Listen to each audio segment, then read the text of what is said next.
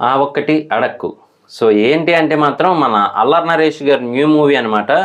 So ఆయన కరెక్ట్‌గా ready అయ్యి బయటికెళ్ళే టయానికి అందరూ మొదలెట్టారు. పెళ్ళెప్పుడు, పెళ్ళెప్పుడు అని చెప్పి వేరు వేరు లాంగ్వేజెస్‌లో అయితే మొదలెట్టారనమాట. సో చాలా అంటే చాలా డిఫరెంట్ కాన్సెప్ట్ తెలిసిందే గదా! ఆల్రెడీ మ్యారేజ్ ఎప్పుడు అని అడిగితే మాత్రం మ్యారేజ్ అవ్వని కుర్రాళ్ళకి ఎంత ఫ్రస్ట్రేషన్ ఉంటదని జెప్పి. సో దానికోసం ఆయన ఏకంగా అట్ల పెనం అదేనండి ప్యాన్‌ని పట్టుకొని వెళ్ళిపోతా ఉన్నారనమాట. పాన్ ఇండియన్ ప్రాబ్లమ్ గురించి మూవీ అని జెప్పి. సో మొత్తానికి రెడీ అయ్యారు అల్లరి నరేష్ గారు గూడా కమ్‌బ్యాక్ ఇవ్వడానికి.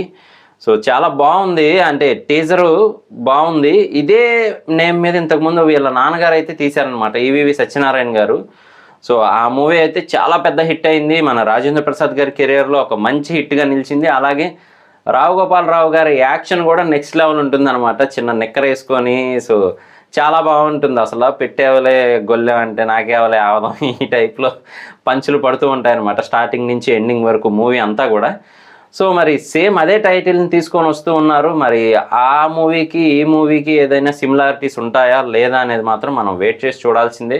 అలాగే హీరోయిన్‌గా అయితే మాత్రం ఫైరా గారు నటిస్తూ ఉన్నారు. అదేనండి పొడుగు హీరోయిన్ మన జాతిరత్నాల్లో గూడా నటించారు గదా! సో ఆవిడైతే హీరోయిన్‌గా నటిస్తూ ఉన్నారు.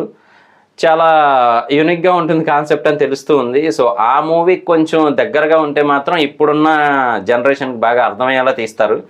సో అదే కానీ కంటిన్యూ చేస్తే చాలా బావుంటుంది. సో ఆ టైటిల్ మాత్రం చాలా బావుంటుంది. ఆ ఒక్కటి అడక్కు అని జెప్పి. సో ఆ టైటిల్ వినగానే మనకి రాజేంద్ర ప్రసాద్ గారు గుర్తొస్తూ ఉంటారనమాట ఆ మూవీలో.